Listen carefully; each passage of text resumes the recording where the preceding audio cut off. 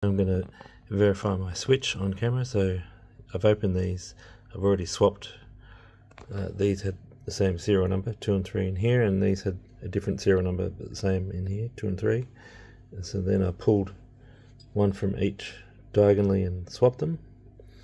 So these both bottom pairs should be the same, these top pairs should be the same serial batch. So let's have a look. Top right hand V3 mono ends in 38M. Top left hand V3 mono ends in 38M.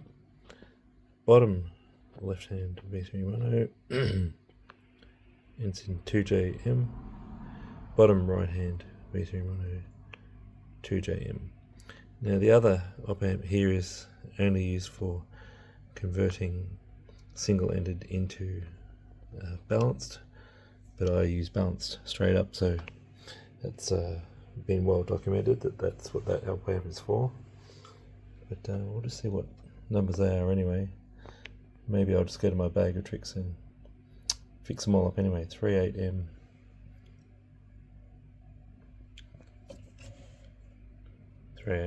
They're already both match. How about that? 38M. Weird. Alright, now we've got to listen. Just going to drop right into this. So I've switched the op-amps around so they're symmetrical, batched, stock pair of Fosi V3 monos now. Calling them sister pairs. And we're going to listen to a unknown version of the amps. So there's also JRC equipped Fosi V3 monos, and I'm calling this first one Candidate 2, and I do not know which amps I'm listening to. It's the beauty of this blind system. Here we go.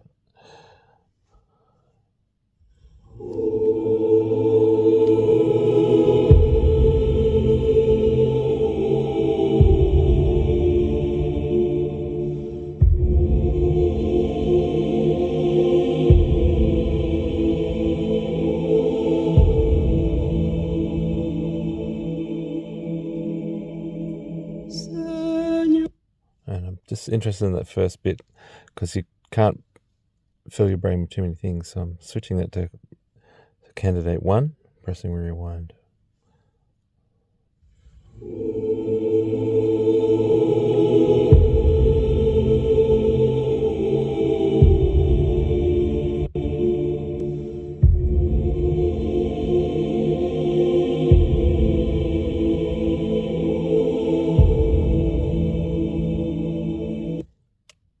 Candidate 2 without thinking.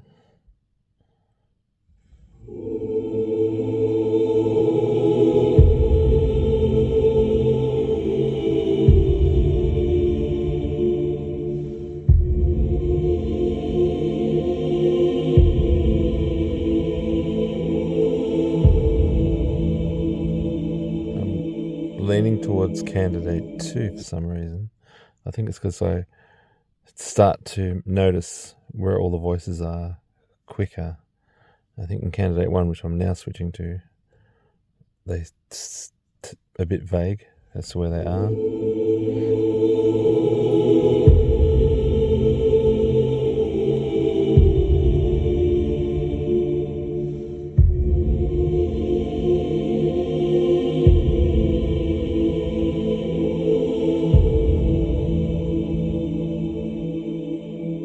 Now Candidate 2 again.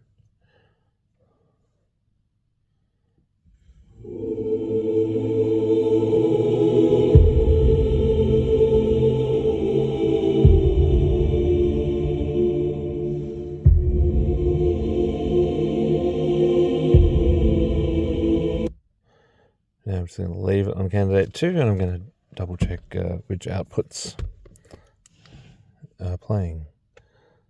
So just turn it down a bit and mute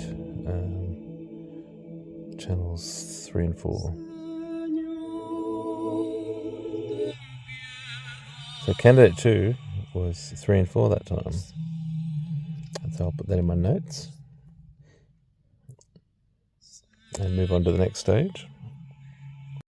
I think they're a little bit closer, and without changing song, I'm going to quickly randomize it and do it again, and do it again, and do it again. But I won't film every single one, just to give you the idea. Got the amp switcher up there.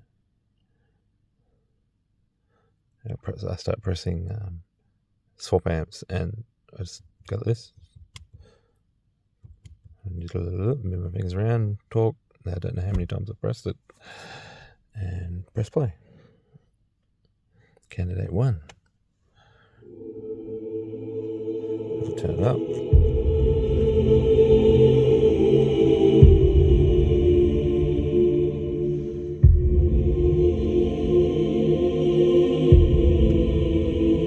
I'm going to make it shorter bits. Candidate 2.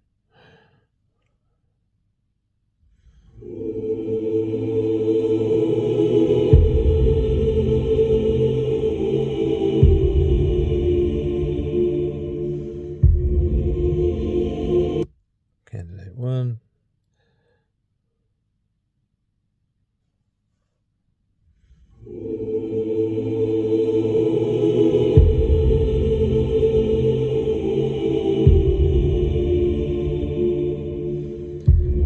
I've got a feeling I like candidate 1 a bit better this time, and it's going to maybe run it a few more times, and I'll get back to you with the score. Just did a 4 or 5 song stint, just remembering my random candidate 1 and 2 and holding on to a favourite. And when I got to this last track, it really became apparent, because finding a nice solid middle or a depth that goes to the middle was good.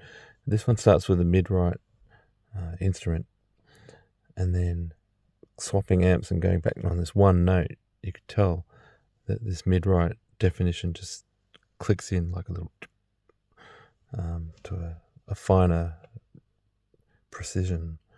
So here we go. It's just this much, and that's all I played.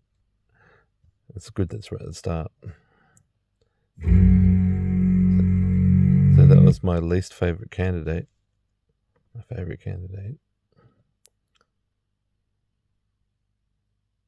Oh, our machine just jumped. So we're on least favourite, just remember that. And now we've lost our train of thought. Actually, I should be using this one. Favourite. Don't go back too far. Favourite, swap. Least favourite, swap.